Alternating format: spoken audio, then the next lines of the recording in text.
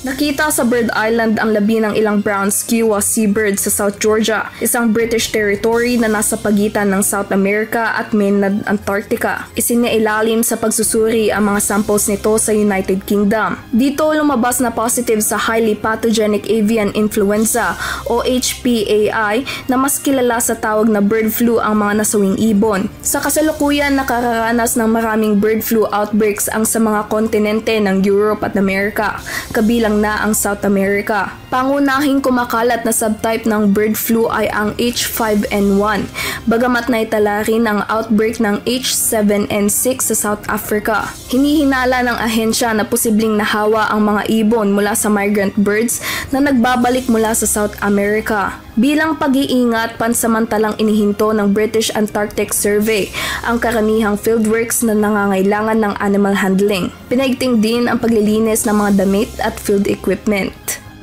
Samantala, nagpahayag naman ng pangamba ang mga scientifico sa posibleng pagkalat ng outbreak sa Antarctica at sa magiging epekto nito sa native penguins at seals sa rehiyon na breeding ground ng mga ito. Trisha Arino, UNTV News and Rescue. Diyos ang aming sandigan, serbisyo publiko ang aming pinahalagahan.